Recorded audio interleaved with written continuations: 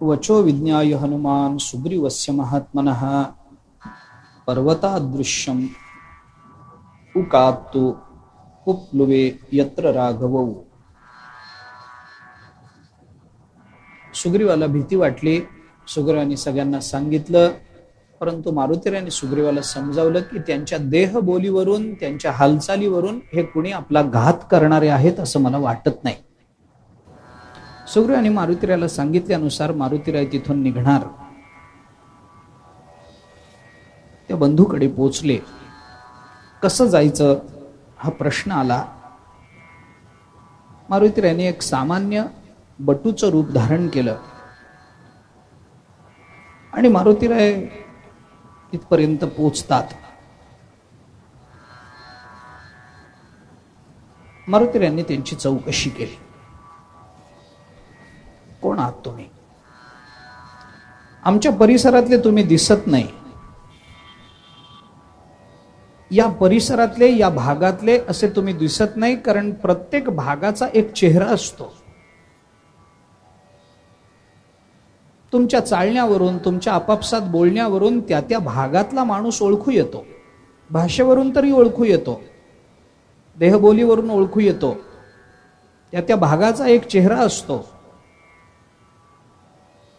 आपण कुठेही जा, या देशामध्ये कुठेही जा, उत्तरेपासून दक्षिणेपर्यंत या देशात आडवे तिडवे कुठेही हिंडा, पण महाराष्ट्रातला माणूस कुठेही ओळखू येतो. होतं की नाही असं? तुम्ही परदेशात जा, महाराष्ट्रातला माणूस लगेच लक्षात येतो. कोण आहे, कसा आहे, लगेच काय म्हणून आपुलकी निर्माण होते देव जाणे.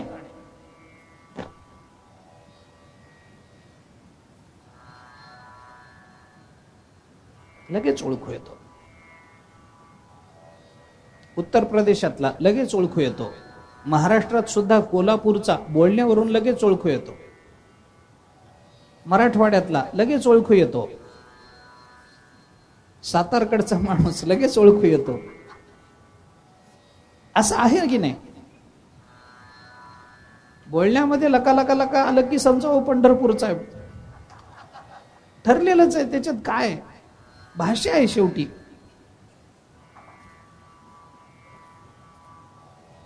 मारुतीराय तिथं आले. मारुतीरायांनी एकदम कोण आहात, काय नाही सगळं विचारलं. पण विचारताना मारुतीराय असं नाही म्हणे, कोण आहेत तुम्ही, कुठून आलात, इथं काय काम आहे तुमचं, असं मारुतीराय बोलले नाहीत. एकदम एका बटूचं, भिक्षूचं रूप त्यांनी धारण केलं. पहिल्यांदा त्या दोघांजवळ गेले, त्यांना प्रणाम केला आणि अत्यंत गोड भाषेमध्ये मारुतीराय त्यांच्या बरोबर बोलले. कारण असं आहे की हे सगळं बोलणं झाल्यानंतर रामचंद्र प्रभूंनी लक्ष्मणाला सांगितलंय, लक्ष्मणा, भाषा, बोलणं, भाषेची अभिव्यक्ती, विषयाची मांडणी, वाक्याची रचना, शब्दफेक, या सगळ्याच्या बाबतीमध्ये बोलणं कसं असावं हे तू याच्याकडून शिकून घे. मारुतीराय ह्या वक्तृत्वाचा एक अप्रतिम नमुना आहे असं रामचंद्र प्रभू नंतर लक्ष्मणाला बोलले.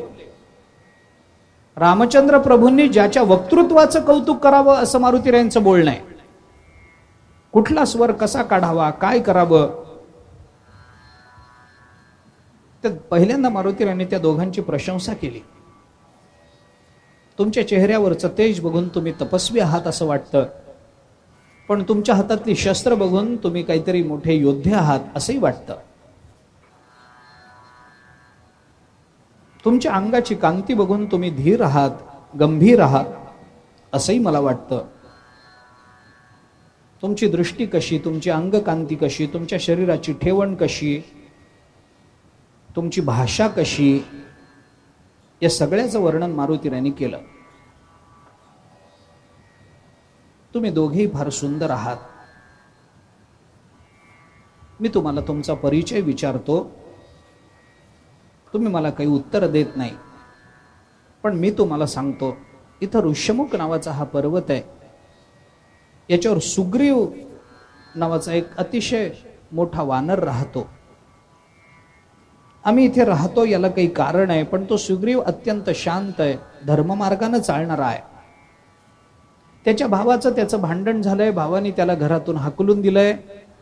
पण मी तुम्हाला अशी विनंती करतोय की त्याच्याशी आपण मैत्री साधा. मी कोण आहे हा प्रश्न तुम्हाला पडला असेल तर मी त्याचा दास आहे. माझं नाव हनुमान असं आहे. त्यांनी पाठवल्यामुळे मी इथं आलेलो आहे. पहिल्यांदा जे बटुरूप धारण केलं होतं ते बटुरूप नंतर त्यांनी सोडून दिलं. मी कपी जातीचा आहे हे त्यांनी सांगितलं. मी त्याचा मंत्री आहे, वानर आहे. स्वतःबद्दल काही सांगितलं.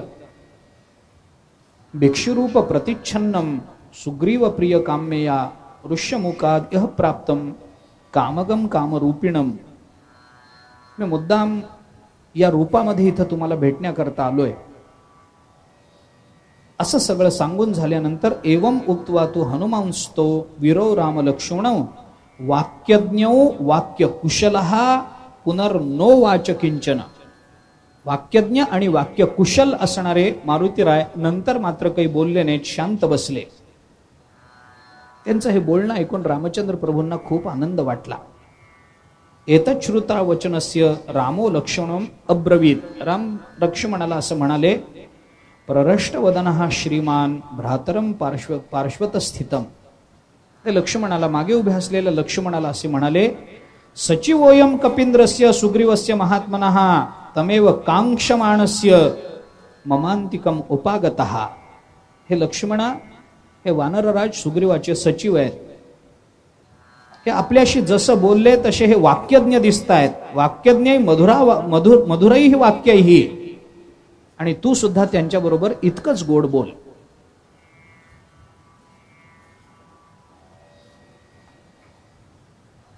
ज्या अर्थी हे असं बोलले त्या अर्थी हे वेदाचे अभ्यासक दिसत आहेत.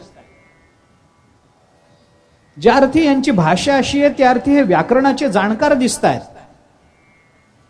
ज्या अर्थी यांची शब्दफेक अशी आहे त्या अर्थी त्यांना कुठला शब्द कुठून प्रकट करावा याचा बोध दिसतोय. रामचंद्र प्रभू म्हणाले, ना ऋग्वेद विनीतस्य ना यजुर्वेद धारिणः ना सामवेद विदुषः शक्यम एव प्रभाषितुम. ज्याने ऋग्वेदाचा अभ्यास केला नाही, ज्याने यजुर्वेदाचा अभ्यास केला नाही, ज्याने सामवेदाचा अभ्यास केला नाही, तो इतकं गोड बोलूच शकत नाही. म्हणजे गोड बोलण्याकरता वेदांचा अभ्यास लागतो, हे रामचंद्र प्रभूंनी त्यात अधोरेखित केलंय. माणसाला चांगलं बोलायचं असेल तर वेदाचा अभ्यास लागतो, व्याकरणाचा अभ्यास लागतो. रामचंद्र प्रभू म्हणतात, मला तर असं वाटतं की व्याकरणाच्या 9च्या 9 शाखा याने आत्मगत केल्या असाव्यात. सगळं याला येत असेल, याच्या बोलण्यावरून कळतं. आता या तुलनेमध्ये आपण आपल्या बोलण्याचा विचार करायला लागलो तर सगळाच गोंधळ होतो. मुळात व्याकरणाच्या शाखा 9 आहेत, कोणाला माहिती किती आहेत. पण रामचंद्र प्रभूंनी सांगितलंय याचं बोलणं बघ. अविस्तरम असंदिग्धम अविलंबितम अद्रुतम. तो गडबडीनं बोलत नाही, फार सावकाश बोलत नाही, विस्तारानं बोलत नाही आणि त्रोटकही बोलत नाही. जेवढं पाहिजे तेवढंच बोलतोय. गडबडीनं बोलत नाही आणि जरा शांत. ऐकणाऱ्यालाच काही वेळेला कंटाळा येतो. काय बोलणं असतं, एक वाक्य आत्ता उच्चारलं की मग नंतर दुसरं वाक्य, मग तिसरं वाक्य, ते लांबच्या लांब नाही. तो फार वेगानं बोलत नाही, फार सावकाश बोलत नाही, दोन्ही सांभाळतोय. फार संकोचानही बोलत नाही की समोरच्या माणसाला फारच संभ्रम निर्माण व्हावा, आणि फार विस्तारानही बोलत नाही. विस्तार करताना माणसं विस्तार इतका करतात, मूळ मुद्दा छोटासाच असतो पण त्याचा विस्तारच इतका होतो की शेवटी मूळ मुद्द्यातलं स्वारस्य निघून जातं. नाही म्हणे, हा कसा बोलतो बघ. अविस्तरम असंदिग्धम अविलंबितम अद्रुतम. आणि याची शब्दफेक बघ. उरस्थम कंठगम वाक्यम वर्तते मध्यमस्वरम. ज्याने अशा कोणत्याही शब्दाचा उच्चार केला नाही की जे शब्द कानाला खटकतील, कर्कश वाटतील. कुठल्याही शब्दाचा असाही उच्चार केला नाही की फार लक्षपूर्वक त्याचे शब्द ऐकावे लागतील. आपल्याला जेवढं पाहिजे तेवढंच ऐकू येईल असं हा बोललाय. आपल्याला जेवढं कळू द्यायचं आहे तसंच हा बोललाय. आपल्याला संभ्रम निर्माण होऊ नये इतकी स्पष्टता त्याने त्याच्या बोलण्यातून आपल्यापर्यंत पोहोचवली आहे. त्याचं बोलणं कानाला जड लागत नाही, कानाला कर्कश लागत नाही, कानाला ऐकू येत नाही असं नाही, इतकं मधुर मधुर मधुर मधुर हा बोलला.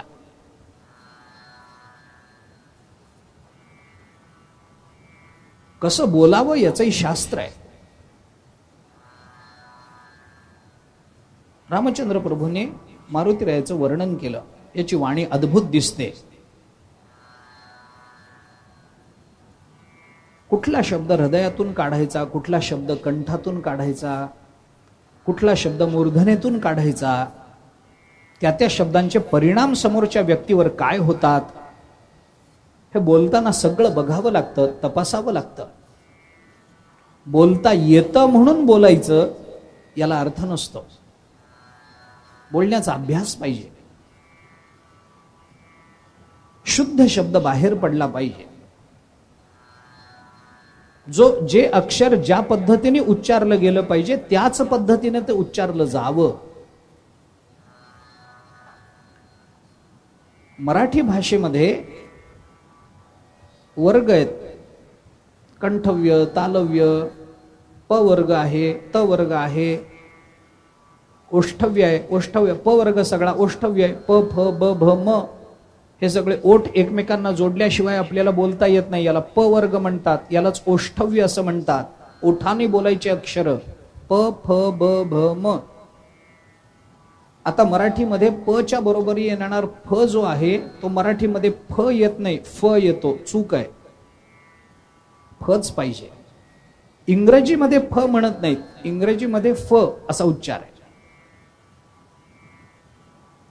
फॉल्स असं इंग्रजीत येत नाही, फॉल्स असंच म्हणावं लागतं. पण मराठीमध्ये फटाका असं होत नाही. फटाका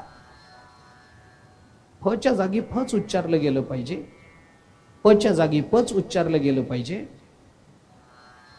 तच्या जागी जे आतून दातावर जोर देऊन बोलावं लागतं, दंतव्य म्हणतात त्याला.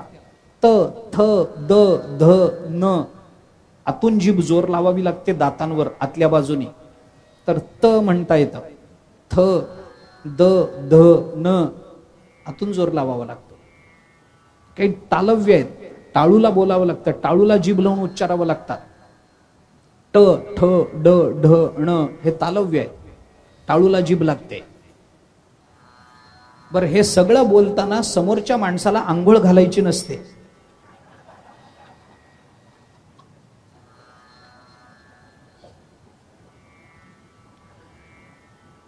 बोलण्याचं शास्त्र आहे. आपल्या समोर किती लोक आहेत. काही लोक एक माणूस असला तरी सुद्धा इतक्या मोठ्याने बोलतात की जवळ 10,000 माणसं समोर बसली आहेत.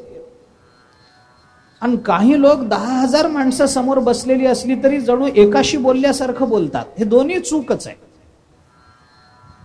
एका माणसाशी बोलताना आपला आवाज कसा हवा, अधिक लोकांशी बोलताना आपला आवाज किती वाढलेला हवा,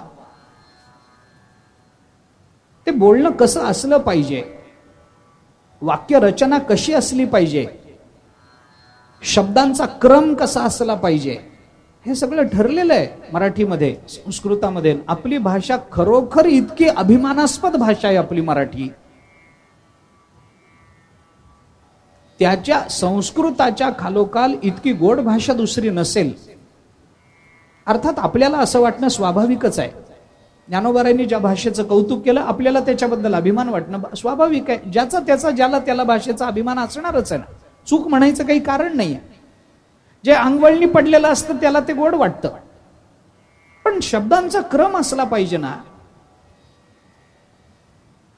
आता एखादी गोष्ट सांगत असताना आपण म्हणतो ना, एकदा काय झालं, एक राजा होता असं आपण म्हणतो की नाही.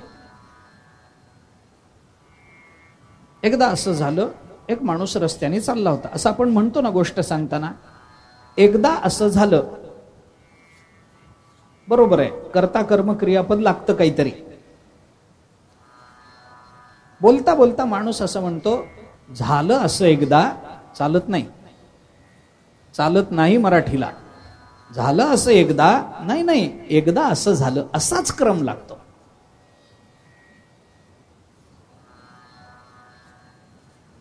व्याकरणाचे काही नियम आहेत. सन्निधी बघावी लागते, दोन शब्दांची सन्निधी बघावी लागते, वाक्यशेष बघावा लागतो बऱ्याच वेळेला. वाक्यशेषाचं बोलणं सगळ्यांना कळत नाही, पण सन्निधीचं बोलणं सगळ्यांना कळतं.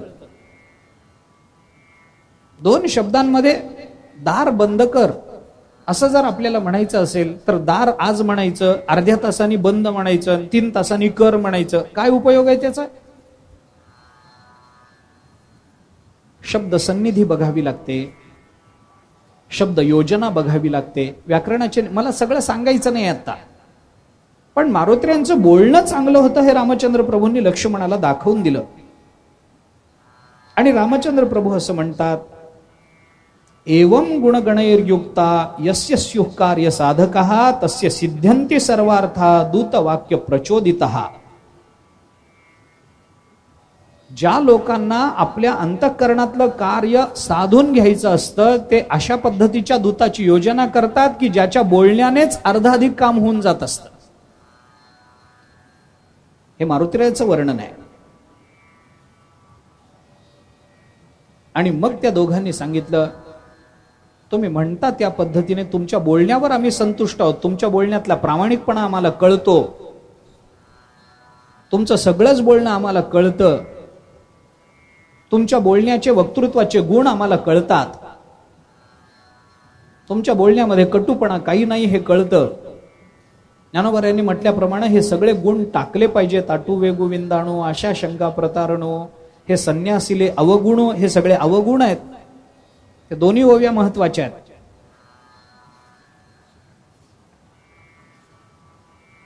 असं तुमचं बोलणं आम्हाला दोषरहित असं दिसतं. आणि म्हणून यथा ब्रविशी हनुमन सुग्रीव वचनादिह तथाही करिष्यावो वचनात तव सत्तम. म्हणून तुम्ही जे बोलता ते करायला आम्ही तयार आहोत.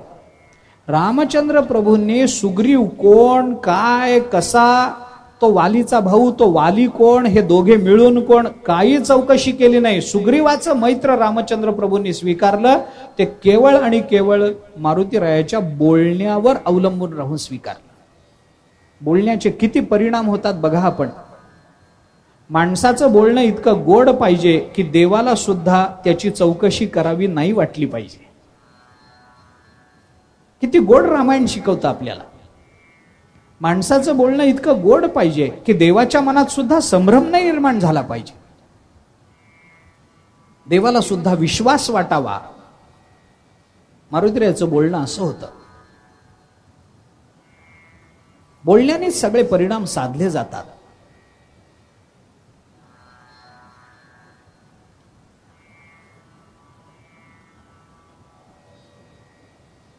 आणि बोलण्यानंच सगळं बिघडवता येतं. दोन्ही बाजू आहे. बोलण्यानं सगळं बिघडतं हेही खरंय, आणि बोलण्याने सगळं साधतं हेही खरंय. भगवंताच्या बोलण्याचं वर्णन करताना ज्ञानेश्वर महाराजांनी 8व्या अध्यायामध्ये असं म्हणलंय की भगवंताचं बोलणं किती गोड आहे हे सांगताना ज्ञानोबा 8व्या अध्यायामध्ये बोलतात का पिकलिया सुखाचा परिमळू, का निवालिया अमृताचा कल्लोळू, तैसा कोवळा आणि सरळू बोलू बोलिला. कसं बोलणं आहे. आता भगवंताच्या बोलण्याचं कौतुक करताना ज्ञानोबाराय जे बोलतात त्यांचं कौतुक करण्याचं सामर्थ्य जगात कुणाच्याच ठिकाणी नाही. भगवंताच्या बोलण्याचं कौतुक करण्याचं सामर्थ्य ज्ञानोबारायांच्या ठिकाणी आहे, पण ज्ञानोबाराय ते बोलणं किती गोड आहे हे सांगण्यासारखी की जेवढं गोड बोलतात त्याचं वर्णन कुणी करावं. भगवंताचं बोलणं गोड आहे हे बोलताना ज्ञानोबारायच इतकं गोड बोलतात.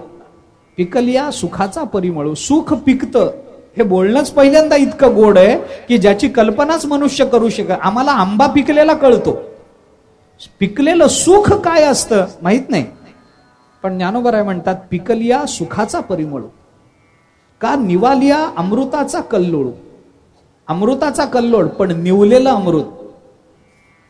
कारण अमृत समुद्र मंथनातून आलं आणि मंथनातून म्हणजे घर्षणातून जे येतं ते तापलेलं असतं. आणि तापलेलं अमृत प्यायल्याचा परिणाम चांगला होईल, पण पिताना त्याचा चटका बसला तर. म्हणून ज्ञानोबराय म्हणतात निवालिया अमृताचा कल्लोळ. तेवढाही दोष नाही बोलण्यात. पिकलेलं सुख नुसतं सुख नाही, सुखाचा परिमळ. बऱ्याच वेळेला आपण पहा, आंबा खाल्ल्यानंतर आंबट लागतो, पण आंब्याचा गंध कधी आंबट येत नाही. आहे का नाही बघा आपण. आंबट असणारा आंबा नाकाला लावून बघितला तर असंच वाटतं, गोडच वाटतो तो. गंध कधी वाईट नसतो. आंबा वाईट निघेल, आंबा कुचका निघेल, आंबा किडका निघेल, त्याच्यात आळी निघेल, पण त्याचा वास कधी कुचका नाही, त्याचा वास कधी कडवट नाही. अर्थात आंब्याच असं असतं असं नाही.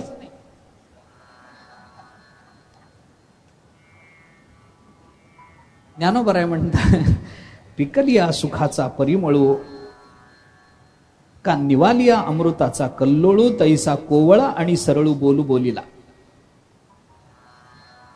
रामचंद्र प्रभूंनी लक्ष्मणाबरोबर मारुतीला सांगितलं, ठीक आहे, तुमच्या बोलण्यावरून आमचा विश्वास बसला, सुग्रीवाची मैत्री करायला आम्ही तयार आहोत.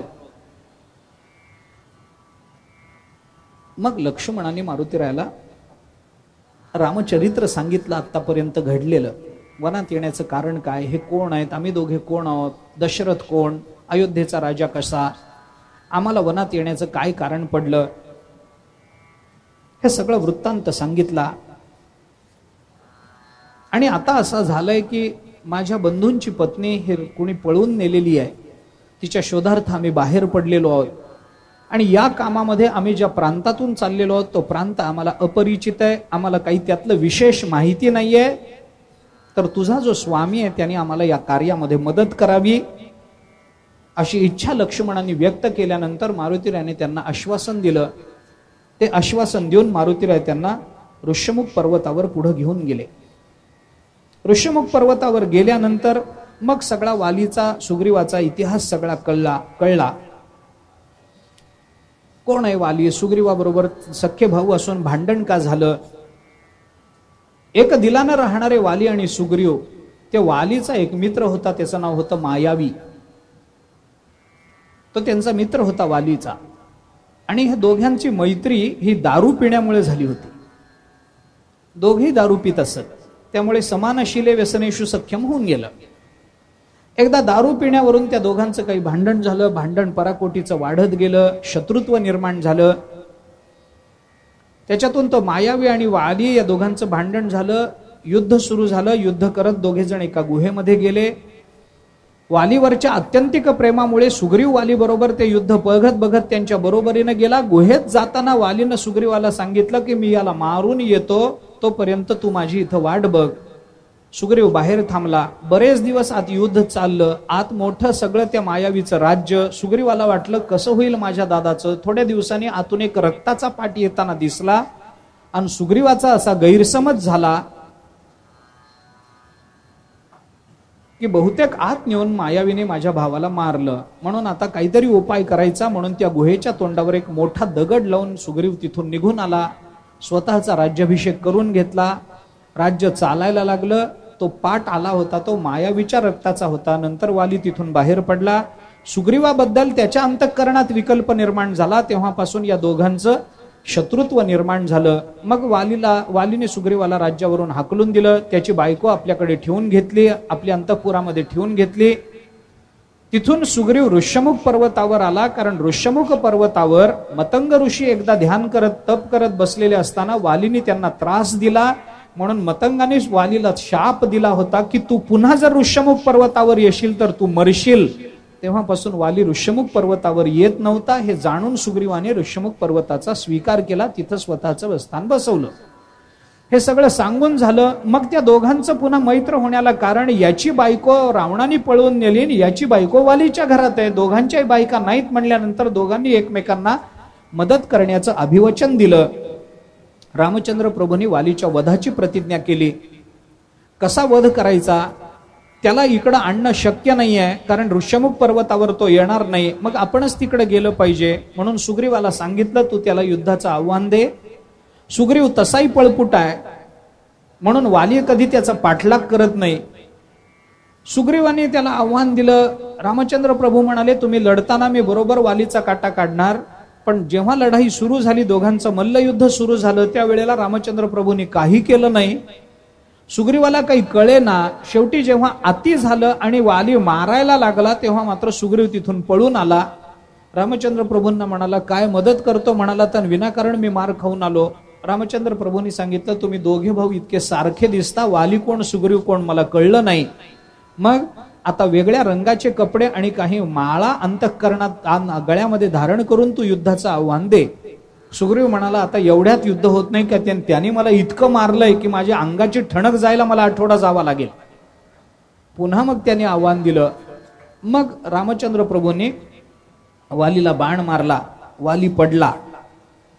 वाली पडल्यानंतर, पडला म्हणजे धारातीर्थी पडला, मेला नाही. वाली पडला.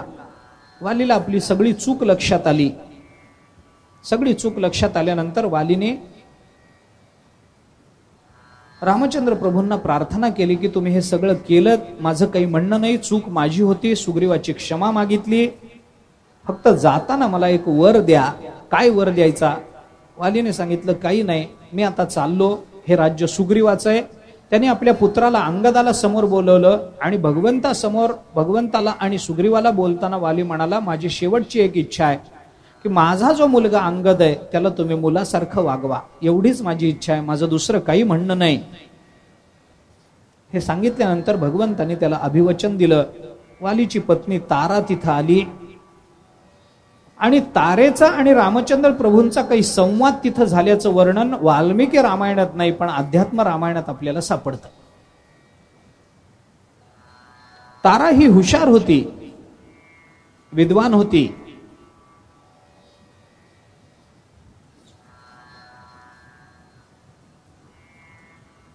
आपल्याकडे अहल्या, द्रौपदी, सीता, तारा, मंदोदरी तथा पंचकन्नाम स्मरे नित्यम महापातकनाशनम, या 5 जणींचं आपण नामस्मरण केलं तर महापातकाचा नाश होतो असं म्हणतात. याच्यामध्ये अहल्या, द्रौपदी, सीता, तारा, मंदोदरी तथा पंचकन्नाम स्मरे नित्यम, या 5 जणींचं नाम जर आम्ही नित्य स्मरणात घेतलं, हे पंचकन्याम नाही बर का. लोक म्हणताना सरळ सरळ पंचकन्याम स्मरे नित्यम, याच्यातली कोणी कन्या नाही आहे. या 5 जणी कन्या नाही आहेत, या सगळ्यांची विवाह झालेली आहेत. कन्या कोण आहे याच्यामध्ये? पण मूळ न बघता, अर्थाचा विचार न करता म्हणायची पद्धत सवय लागली की असं होतं. अहल्या, द्रौपदी, सीता, तारा, मंदोदरी तथा पंचकन्याम स्मरे नित्यम. कुठे कन्या ह्याच्यामध्ये? या पंचकन्या नाहीत, पंचकन नाम स्मरे नित्यम. या 5 जणींचं नाम जर आम्ही रोज स्मरणात घेतलं तर महापातक नाशनम, आमच्या महापातकाचा नाश होतो असं सांगितलं गेलं. याच्यामध्ये तारा आहे पहा, तारा. आता ही तारा नेमकी कोणती याबद्दल वाद असू देत, पण आपल्या मतानुसार ही तारा ही वालीचीच पत्नी आहे. त्याची कारण मीमांसा मला करायची नाही, पण गंमत कशी आहे बघा. अहल्या, द्रौपदी, सीता, तारा, मंदोदरी या 5 जणींचं नाव घेतलं तर जीवन धन्य होतं, महापातकाचा नाश होतो, असं या 5 जणींचं व्यक्तिमत्व आहे. याच्यामधल्या 4 जणी रामायणात आहेत आणि एकटी द्रौपदी महाभारतातली आहे. बाकी 4 जणी रामायणातल्या, अहल्या, सीता, तारा, मंदोदरी या 4 जणी रामायणातल्या आणि एकटी द्रौपदी महाभारतातली. याचा सरळ अर्थ मी असा काढतो की रामप्रभूंच्या काळामध्ये स्त्रियांच्या ठिकाणी इतकं प्राबल्य होतं की त्यांचं स्मरण केल्याबरोबर महापातकाचा नाश होत होता. महाभारतात येईपर्यंत स्त्रियांची इतकी हानी झाली की एकच उरली. आणि आता तर कलियुग आहे, काय विचार करणार. तारा तिथं आली. वाली रणांगणावर पडलेला आहे. तारा तिथं आली. वालीची ही अवस्था बघून तिने वालीला पुष्कळ दोष दिला. मी तुम्हाला सांगत होते हे करू नका. कारण ज्या वेळेला सुग्रीवाने दुसऱ्यांदा आव्हान दिलं वालीला, त्यावेळेला तारेने सांगितलं असं होणार नाही. ज्या अर्थी सुग्रीव एकदा पळून गेल्यानंतर पुन्हा तुम्हाला आव्हान देतोय, त्या अर्थी याच्यामध्ये काहीतरी वेगळेपणा आहे, तुम्ही लक्षात घ्या. जाऊ नका युद्धाला. पण वाली गेला. तारा म्हणाली मी तुम्हाला म्हणत होते जाऊ नका.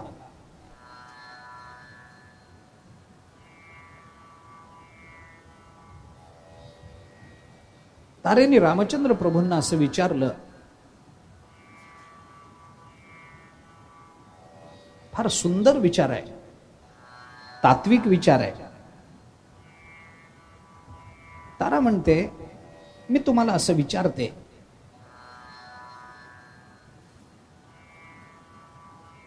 की तुम्ही माझ्या नवऱ्याला का मारलं? तो माझ्या नवऱ्याचं तुमचं काही भांडण आहे? काही भांडण? काही भांडण नाही. काही भांडण नाही. माझ्या नवऱ्याने तुम्हाला काही आव्हान दिलं होतं युद्धाचं? नव्हतं दिलं. काही दिलं नव्हतं. बर. माझ्या नवऱ्याने तुमची बायको पळवली? नाही. तुझ्या नवऱ्याने पळवली नाही. मग माझ्या नवऱ्याचा काहीच दोष नसताना तुम्ही माझ्या नवऱ्याला का मारलं? का मारलं? रामचंद्र प्रभूंनी सांगितलं तुझ्या नवऱ्याचं माझं काही भांडण नव्हतं, मान्य आहे. पण माझं ज्याच्याशी मैत्र आहे त्याचं तुझ्या नवऱ्याशी भांडण होतं म्हणून मी त्याला मारलं. सुग्रीव हा माझा मित्र आहे आणि मित्राचा जो शत्रू तो आपला शत्रू म्हणून मी त्याला मारलं. तारेने सांगितलं ठीक आहे, ठीक आहे, तुम्ही म्हणता त्याच्याबद्दल माझं काही म्हणणं नाही.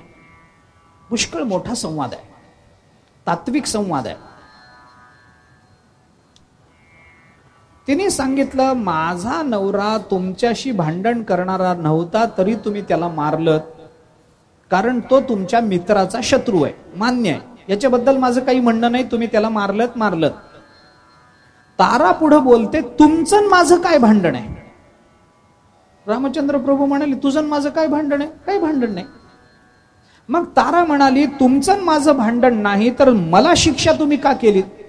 रामचंद्र प्रभू म्हणाले तुला शिक्षा करण्याचा माझा काय संबंध आहे? मी तुला आता पहिल्यांदा पाहतोय, तुला शिक्षा कधी केली मी? तारा म्हणते जर तुमचं माझं भांडण नाही तर मला वैधव्य देण्याचा अधिकार तुम्हाला दिला कोणी? माझ्या नवऱ्याचं तुमचं काय भांडण असेल ते असू द्यात, माझ्या नवऱ्याला तुम्ही मारा, पण मला वैधव्य देण्याचा तुम्हाला काय अधिकार आहे? दुःख कुणाला झालं? माझ्या नवऱ्याला झालं का मला झालं? मला दुःख झालं. माझा पती मरणार आहे याचं दुःख मला आहे आणि मला दुःख देण्याचा तुम्हाला कोणताही अधिकार नाही. माझा नवरा तुमच्या मित्राचा शत्रू आहे, त्याच्याबरोबर तुमचं काय युद्ध आहे ते युद्ध आहे, मला त्याच्याशी घेणं देणं नाही. माझ्या नवऱ्याला तुम्ही मारा, माझं काही म्हणणं नाही, पण मला वैधव्य द्यायचं नाही. असं कसं होईल? रामचंद्र प्रभू म्हणाले तुझा मुद्दा तार्किक आहे पण बरोबर आहे. तुझा मुद्दा तार्किक आहे, बरोबर आहे तुझा मुद्दा. तुझं माझं काही भांडण नाही, तुला वैधव्याचं दुःख मला देण्याचं काहीच कारण नाही. तुझ्या नवऱ्याशी माझं भांडण आहे, मी त्याला काय करायचं ते करायला पाहिजे, पण तुला दुःख देण्याचा मला कोणताही अधिकार नाही. मग आता म्हणणं काय? तारा म्हणते काही नाही, माझं म्हणणं आता इतकंच आहे की माझा नवरा मला द्या, बाकीचं मला काही माहित नाही. जोपर्यंत माझा नवरा मला मिळत नाही तोपर्यंत मला सुख मिळणार नाही आणि मला दुःख देण्याचा तुम्हाला काही अधिकार नाही, म्हणून तुम्ही माझा नवरा मला परत करा. तारेचं बोलणं लॉजिकल आहे, तार्किक आहे. भगवंताने विचार केला आता काय करावं? हिचा नवरा द्यावा तर वाली पुन्हा जिवंत होईल, पुन्हा तेच कोण करत बसा. बरं वालीला जिवंत नाही करावं किंवा तो त्याला मरू द्यावं तर मग हिला वैधव्य दिल्याचा दोष आपल्यावर येईल. हिचं माझं काही भांडण नाहीये, हिला विधवा करायचा मला काय अधिकार आहे? पण रामचंद्र प्रभू आहे चतुरातु शिरोमणी, गुणलावण्याची खाणी. रामचंद्र प्रभूंनी सांगितलं तारे तू म्हणतेस ते बरोबर आहे, तुझा नवरा मला तुला परत केला पाहिजे, तुला दुःख देण्याचा मला काही अधिकार नाही. ती म्हणाली द्या मग. त्यावेळेला रामचंद्र प्रभूंनी तारेला असं विचारलं तुझा नवरा मला तुला द्यायचा आहे, पण मला एक सांग, तू कुणाला नवरा म्हणतेस? देहाला नवरा म्हणतेस का त्याच्या आत्म्याला नवरा म्हणतेस? सांग. किम भिरू शोचशी व्यर्थम शोकस्या विषयम पतिम पतिस्तवायम देहो वा जीवो वा वद तत्वतः. रामचंद्र प्रभू तारेला बोलता, किम भिरू शोचशी व्यर्थम, अगं विनाकारण का शोक करतेस तू? शोकस्या विषयम पतिम, पती हा तुझ्या शोकाचा विषय असू शकत नाही. कशाला पती म्हणतेस? पतिस्तवायम देहो वा जीवो वा वद तत्वतः. मुद्दा काय? तारा विचारते, तिने जो मुद्दा मांडलाय तो तार्किक आहे, आणि रामचंद्र प्रभू जे बोलतात ते तात्विक आहे. वद तत्वतः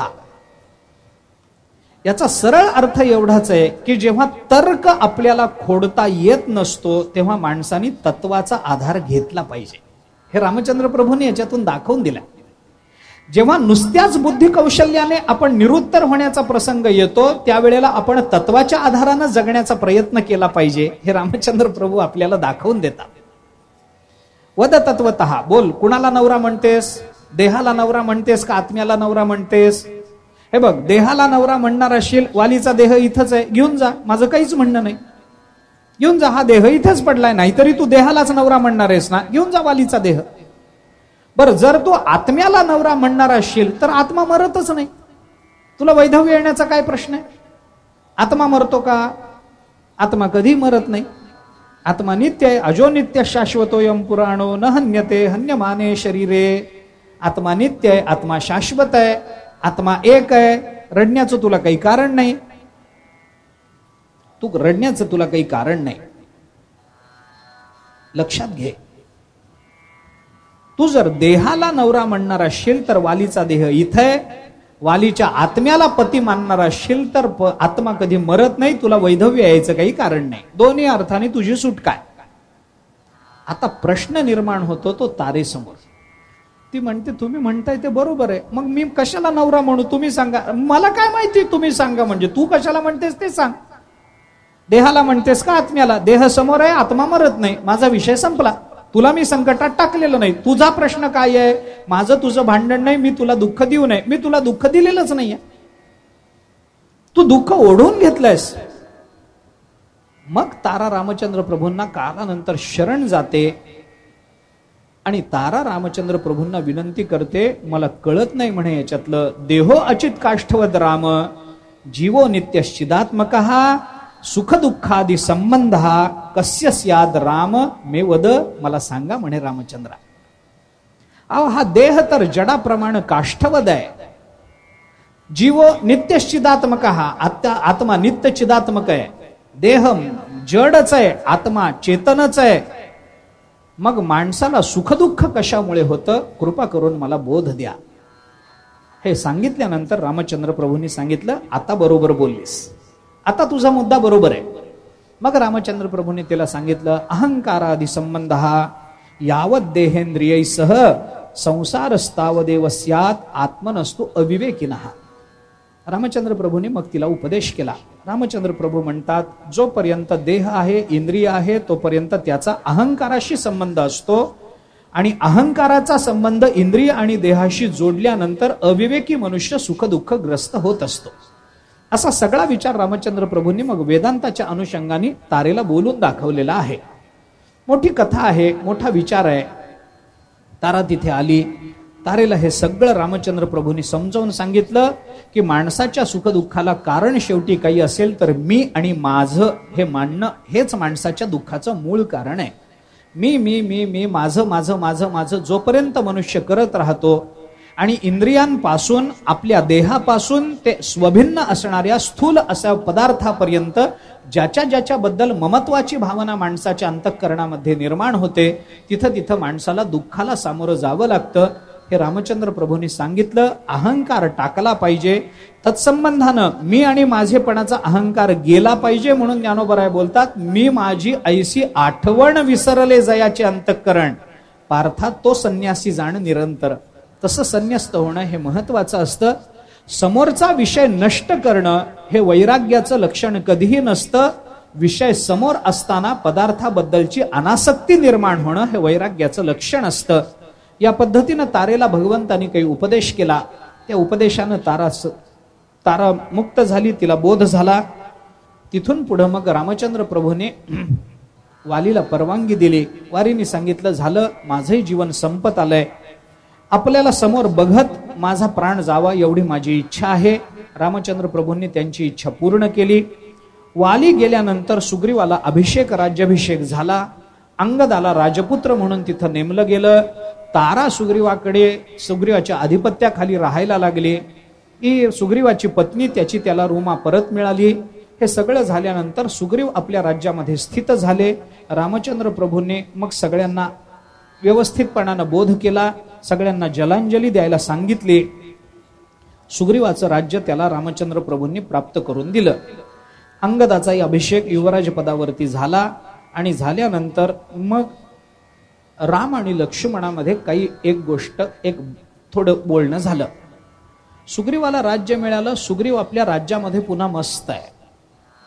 त्याची बायको त्याला मिळाली, त्याचं राज्य त्याला मिळालं, त्याचे विषय त्याला मिळाले, त्याचं आधिपत्य त्याला मिळालं. आणि सुग्रीव त्याच्यामध्ये गुंतून गेला. रामचंद्र प्रभू आणि लक्ष्मण ज्या कारणाकरता ऋषमुख पर्वतावर येऊन राहिलेले आहेत याचं त्याला त्या भोगामध्ये विसर पडला. रामचंद्र प्रभूंनी लक्ष्मणाला सांगितलं, लक्ष्मणा काय रे, आता किती दिवस राहायचं?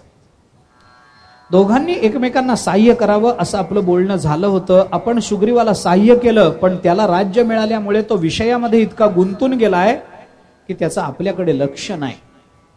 काय करायचं? सुग्रीव म्हणाला, काही नाही, हातात आपल्या धनुष्यबाण आहे ना.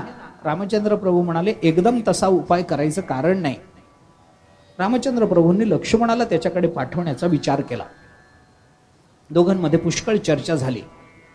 रामचंद्र प्रभू व्यथित झाले होते. वास्तविक त्यांना पत्नीचा वियोग झालेला, मदत करतो म्हणून यांनी सांगितलं, पण करायला तयार नाही. असंच असतं, भगवंताच्या कृपेनं आपल्याला सगळं मिळतं, पण मिळाल्यानंतर ज्याच्या कृपेनं आपल्याला सगळं ऐश्वर्य मिळालं त्यालाच आपण विसरून जात असतो.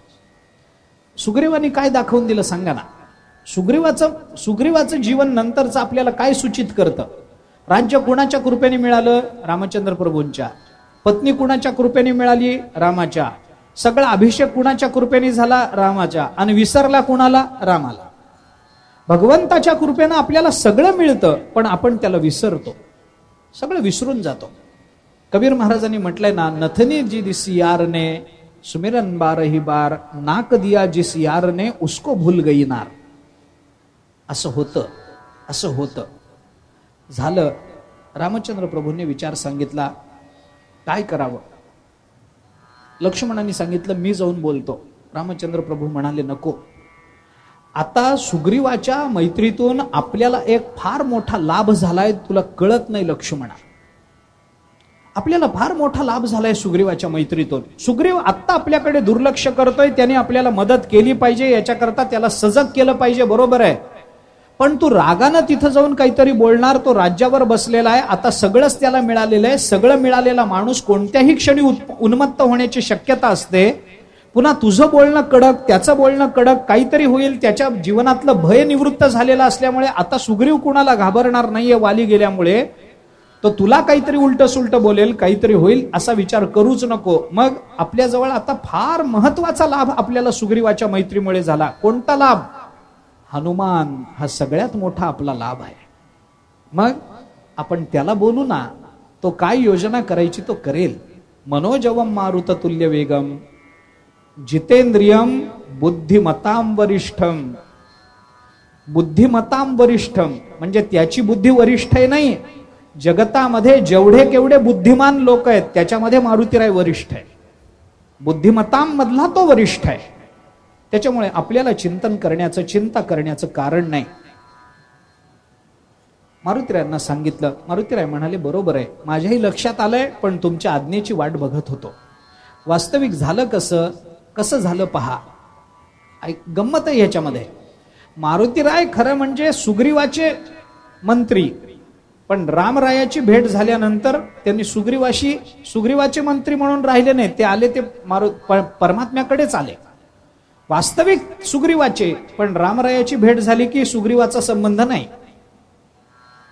बाजी प्रभू देशपांडे हे मुळात जावळी खोऱ्यातले एक कोणीतरी देशपांडे होते. त्यांच्या मोऱ्यांकडूनच लढले ते शिवाजी महाराजांच्या विरोधात. पण जेव्हा शिवाजी महाराजांकडे आले तेव्हा मोऱ्यांशी संबंध राहिला नाही. बाजीप्रभू देशपांडेचं कसं झालं बघा ना, तसंच आहे. म्हणजे मारुतीरायाचं जसं झालं तसं बाजीप्रभूचं झालं असं म्हणायचंय. मारुतीरायांना सांगितल्यानंतर मारुतीराय म्हणाले, हरकत नाही, मी समजावून सांगतो. त्यांनी सुग्रीवांना समजावून सांगितलं. सुग्रीवांनी ते सगळं ऐकून घेतलं. त्यालाही त्याचा पश्चाताप झाला. पण सुग्रीवांनी सांगितलं, आता शरद ऋतूचा काल आहे, आपल्याला कालावधी बघून पुढे जावं लागेल. शरद ऋतू जसा आला तसं रामचंद्र प्रभू सुग्रीवाकडे गेले. सुग्रीवाला त्यांनी दिलेल्या वचनाचं स्मरण करून दिलं. सुग्रीवाला ते स्मरण होतं, पण विषय भोगामध्ये त्याला विस्मरण झालं होतं. लक्ष्मण सुग्रीवांवर रागावले. रामचंद्र प्रभूंनी लक्ष्मणाला समजावलं की रागावण्यात काही तात्पर्य नाही. पुन्हा अंगदाला पाठवलं. मारुतीरायांनी समजूनही पुन्हा अंगदाला पाठवावं लागलं. अंगदानी सुग्रीवाला त्याच्या कर्तव्याची जाणीव करून दिली. मारुतीरायांनी पुन्हा एकदा सुग्रीवाला समजावलं.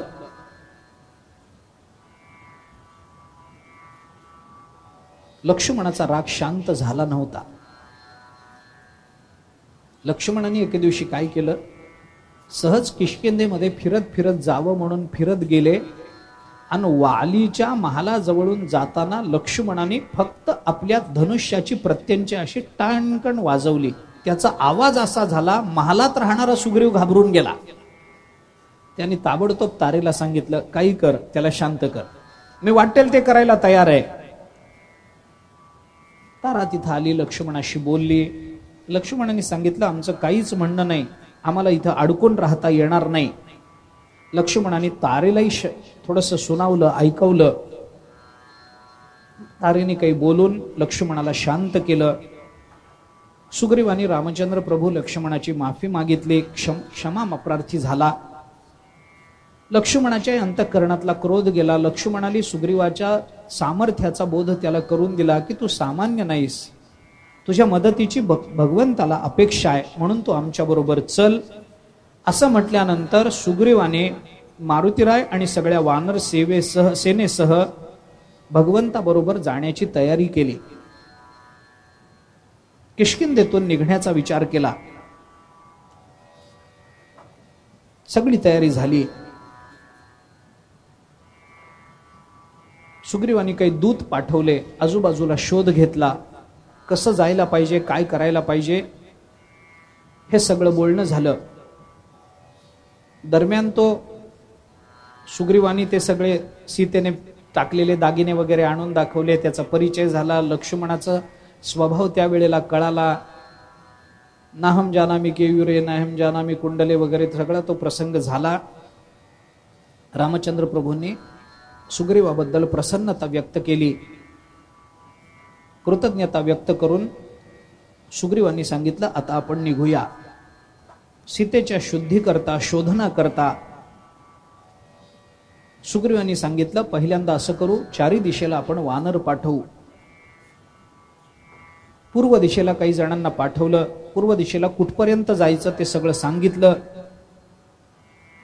दक्षिण दिशेला जाताना मात्र काही प्रमुख वानरांची योजना करून सुग्रीवांनी त्यांना सांगितलं की तुम्ही मात्र तिथं जा. ते कोण कोण गेलं होतं ते सगळ्याचं वर्णन वाल्मिकी रामायणाने केलंय. नीलम अग्निसुतम चैव हनुमंतं च वानरम पितामह सुतम चैव जांबवंतं महोजसम सुहोत्रम च शरारीम च शरगुल्मं तथैव च गजम गवाक्षम गवयम सुषेणम वृषभम तथा मैदंच द्विविधंच एव सुषेणम गंधमादनम उल्कामुखम अनंगंच हुताशन सुताउभौ अंगद प्रमुखवान वीरान वीरः कपि गणेश्वरः वेग विक्रम असंपन्नान संधिदेश विशेषवित. 11 सेनापती दक्षिण दिशेला त्यांनी पाठवून दिले. ते दक्षिण दिशेला आले. शोध घेत घेत घेत घेत पुढे आले. पश्चिमेला काही जणांना पाठवलं. सुषेण वगैरे तिकडे गेले. काही जणांना दक्षिणेला, काही जणांना पश्चिमेला, काही जणांना पूर्वेला, काही जणांना उत्तर दिशेला पाठवलं. सगळ्यांना त्या त्या दिशेला कुठपर्यंत जाऊन काय काय शोधायचं याचे निर्देश दिले. ज्या प्रमुख लोकांना त्यांनी पाठवलेलं होतं त्याच्यामध्ये मारुतीरायाचा एक विश्वास म्हणून रामचंद्र प्रभूंनी आपल्या जवळची सीतेची ओळख पटावी, सीतेला मारुतीरायाची ओळख पटावी म्हणून एक अंगठी मारुतीरायांना देऊन ठेवलेली होती. वाल्मिकी रामायण इथंच म्हणतं अंगठी देऊन ठेवली आहे म्हणून.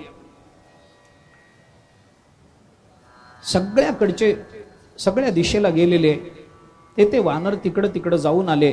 सगळ्यांनी सांगितलं कोणाला काही सापडलं नाही. दक्षिण दिशेला गेलेल्या 11 सेनापतींनी सीता मातोश्रीला शोधायला सुरुवात केली. त्यांनाही काही सापडलं नाही. पुढं निघाले. अनेक प्रतिबंध आडवे आले, अनेक आकर्षण आडवी आली. ती वृद्धा तापसी मध्ये आली. मारुतीरायांनी तिच्याही संबंधानं काही विचार केला. तिने मारुतीरायांना सगळ्या वानरांना काही मदत केली. ती समुद्र तटावर आली आणि सगळा शोध घेत हे सगळे जे दक्षिण दिशेला निघालेले होते ते रामेश्वरला येऊन थांबले. सगळी वानर आहेत पण रामाची आहेत. ते रामेश्वरला येऊन थांबले. पुढे समुद्र आहे. दक्षिण दिशेला पुढे जायचं म्हटलं तर समुद्र आहे. काय करावं त्यांना कळेना. तिथंच थांबले. मग त्यांच्यामध्ये काही चर्चा झाली. चर्चा सुरू झाल्याबरोबर मारुतीरायाने सांगितलं आता पुढं काय करायचं याची चर्चा आपल्याला करायची आहे, पण संध्याकाळ झाली. आता चर्चा करण्यामध्ये काही तात्पर्य नाही. जरा जेवण बिवण करू. चर्चा करायची असेल तर बुद्धी तल्लख लागते आणि बुद्धी चालायची असेल तर पोटात काही जावं लागतं. रामेश्वरला येऊन सगळेजण थांबले. आपणही रामेश्वरला येऊन थांबलेलो आहोत. ते थांबले. आपण कशाला पुढे जायचंय? आपणही आजच्या पुरते इथे थांबू. किष्किंधा कांडाला प्रारंभ झालेला आहे. सीता संशोधनाकरता सगळे निघालेले आहेत. इथपर्यंत येऊन सगळे थांबलेले आहेत. इथून पुढे काय करायचं याचा विचार सुरू होणार आहे. उद्या सकाळच्या सत्रामध्ये आपण त्याचा विचार करणार आहोत. 2 दिवस आपल्या हातात आहेत. अजून 4-1 सत्र आपल्या हातात आहेत. अजून 4-1 सत्र आपल्या हातात, 4-5 सत्र हातात आहेत. या सगळ्यामध्ये अजून पुष्कळ आपल्याला पुढे जायचंय. सेतुबंधन करायचंय, मारुतीरायांचं जाऊन यायचंय, लंका दहन करायचंय, रावणाचा वध करायचा आहे, तिथून परत यायचंय. हे सगळंच आपल्याला करायचंय. जिथे जिथे हे सगळेच प्रसंग असे आहेत की जिथे कुणालाही एकदम गुंतून जावं असं वाटेल, परंतु आपल्या हातात तेवढा वेळ नाही. जसं जसं सांगणं योग्य आहे, शक्य आहे तसं सांगण्याचा मी प्रयत्न करीन. मला याची कल्पना आहे की आपल्याला सगळ्यांना रामायण माहिती आहे. त्यामुळे एखादा प्रसंग माझ्याकडून सांगितला गेला नाही तर कृपा करून आपण रागावू नका. हे सांगायचं कसं विसरलात तुम्ही? मी विसरलो नाहीये, किंवा विसरलो असलं तरी मी तुम्हाला तसं दाखवणार नाहीये.